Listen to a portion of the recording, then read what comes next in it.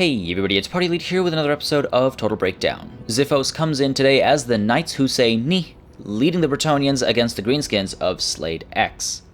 We begin, of course, with talk of composition and deployment, and as you can see, the Greenskins are actually trying to establish an encirclement very early on. If we zoom out far enough on these far corners, we have some Vanguard deployment going on. But first things first, let's take a look at the Bretonnians. They are being led by the Fey Enchantress on Unicorn back, and she has brought with her a Paladin on horseback as well. The front line consists of these 4 units of Peasant Mob, and right behind them we have 4 units of Men-at-Arms as well, and just as a reminder, they are now considered expendable as well. In the center, we have the Grail Reliquate providing some of that morale support, while right behind those front lines we do have a pair of Peasant Bowmen able to bring in some of that range support as well. Then up in the air you can see these Royal Hippogriff Knights alongside these Grail Guardians and the Companions of Kinel over here are probably hoping to push in for some flanking opportunities, while off to the side, tucked away in the trees, you can see the Knights of the Realm as well, maybe hoping to push in for some flanking opportunities of their own. They aren't really hidden, but I guess tucked in the trees to be protected from range support or maybe potentially be missed by the enemy. Meanwhile, at the front, you can see as well, we've got these 2 units of Mounted Yeoman Archers, Vanguard deployed,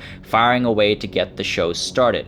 The Greenskins, meanwhile, are being led by Wurzag on Boarback. The front line has these goblins on either flank. In the middle, we have the 8 peak loonies, and then on either side of those center loonies, we do have a pair of Orc Biggins. These guys are anti-large, and they can cause a devastating amount of damage. Right behind that front line, we do have 3 units of Nasty Skulkers, and they bring with them armor-piercing capabilities, and then we've got 2 units of Goblin Archers and a Rusty Errors, and these guys will bring in that range support as well as some armor sundering.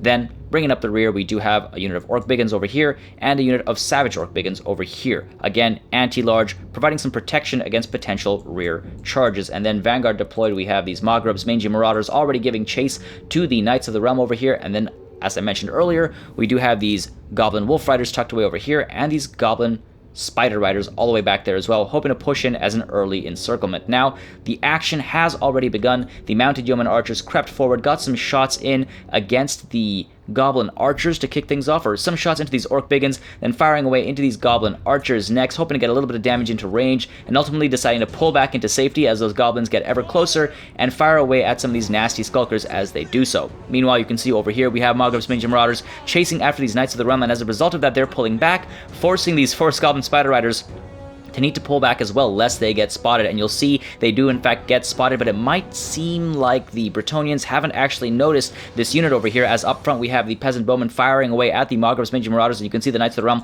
actually push back forward rather than dedicate themselves to eliminating this large unit. The Knights of the Realm are anti-large, so that tells me that the Bretonnians maybe missed out on that opportunity. Meanwhile, over here you can see the Mounted Yeoman Archers firing away again, staying a safe distance away from these Goblins, firing away wherever the opportunity presents itself, and now these Peasant Bowmen as well, firing at the Goblin Archers, hoping to eliminate that range support if possible, nice and early. Not a bad idea at all, especially because of the morale damage it causes. Meanwhile, you can see the front lines are about to engage. We have the Peasant Mob diving into Goblins and Orc Biggins alike. We have the Men-at-Arms following up right behind. The Fey Enchantress decides to get involved in the center alongside the Grail Guardians as well as the Paladin, and you can see back here, meanwhile, we've got these guys, the Royal Hippogriff Knights, hit by the effigy of the Git, and now they're being focused down upon with these Goblin Archers just firing away, hoping to eliminate a rather threatening unit nice and early. Not a bad call at all. Meanwhile, you can see we've got these Mounted Yeoman Archers pushing up there to try and get some rear charges potentially, while Wah is activated across the board, and you can see we get a little bit of support over here in the form of Regrowth, trying to keep these Royal Hippogriff Knights alive as they dive back into these Nasty Skulkers alongside the Companions of Kinel, hoping to eliminate this unit of Nasty Skulkers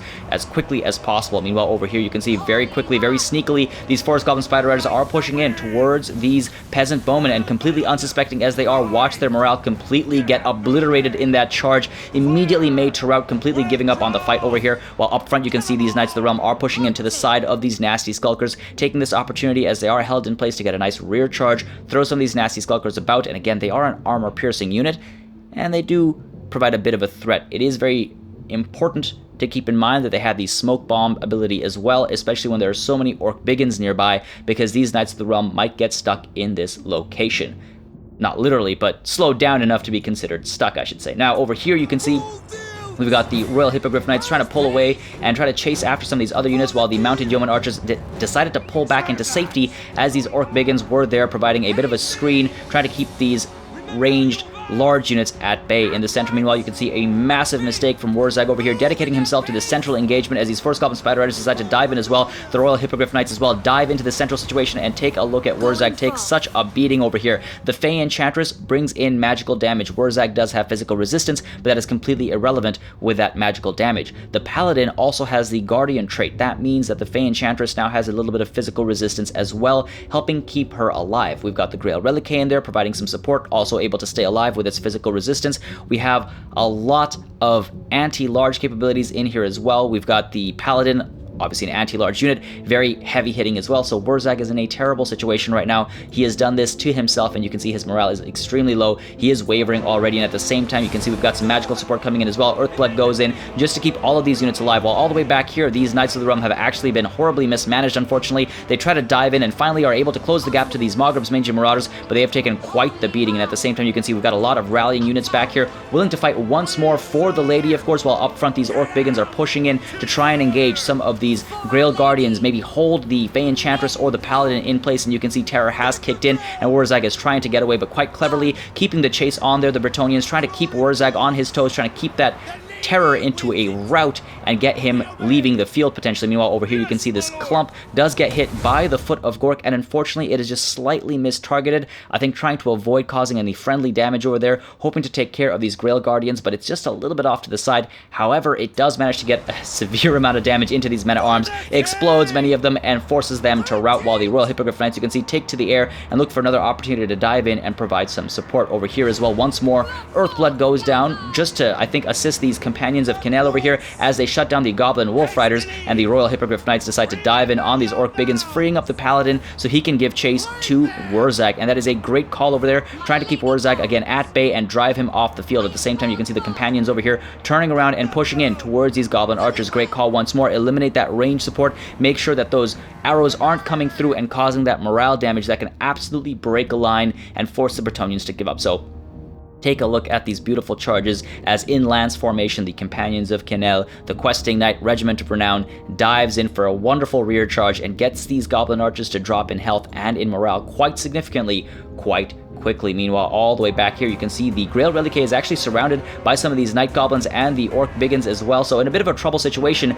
but one might say that it's perfectly alright, and that Grail Reliquae is actually keeping these Orc Biggins preoccupied, as over here, we did get a smoke bomb going down, holding some of these units in place, as we have all of these Orc Biggins diving in, trying to take care of these large units, and take a look at that. We've got some routes kicking in, the Royal Hippogriff Knights as well, very low on health, very low on morale. We get some supporting charges coming in over here from the side, and trying to throw these Orc Biggins around and back, cause a little bit of terror as well, drop their morale enough so that the Royal Hippogriff Knights can get that terror to kick in. We also get some further magical support and keeping everything alive over here, and you can see these Orc Biggins now giving up on the fight, while all the way off in the distance, these Mounted Yeoman Archers still giving chase to Mogreb's Mangy Marauders from literally like a minute ago or so, while the Paladin continues to chase off Wurzag, hoping to completely eliminate that leadership support from the field. Back here, meanwhile, the Peasant Bowmen are able to fire away and scare off the Forest Goblin Spider Riders that tried to provide that rear charge support, and here these Peasant Bowmen now firing away at the, or rather, 8 Peak Loonies, I should say. They are an unbreakable unit, so they need to be completely eliminated. In the center, once more, you can see we've got the Fey Enchantress trying to stay alive over here. Smoke Bomb goes down. We've got these Orc Biggins diving in, but off in the distance as the Paladin continues to give chase to Wurzag. Wurzag is in a terrible situation. He is taking quite the beating over here, is not able to outrun the Paladin, and he does die. As a result of that, you can see across the board, morale is dropping. White flags raising across the field over here. The Greenskins are giving up. Of course, these unbreakable 8 Peak Loonies continue to charge down some of these peasant mob, but ultimately that is the end and a Pyrrhic victory for Bretonnia. A front line of peasants well used by the Bretonnians here, as the Knights on horse and Hippogriff back were able to do the heavy lifting. The Greenskins had a very clever deployment and their head was in the right place, but Wurzag was committed to battle far too readily, and he was unable to overcome the sheer might of the Bretonnians, especially when the Fey Enchantress has magical damage and also the physical resistance assistance from the Paladin, and let's not forget, the Paladin is an anti-large beast. As always, make sure you subscribe to the channel for more Total War content and keep sending in those battle replays. I do think it's one of the best ways to learn, and it's always nice to highlight such amazing battles from the community. I'd also like to thank all of my patrons for supporting this channel every month. It makes a massive difference in keeping the channel alive and well. Thank you all very much for watching, and I'll see you on the battlefield.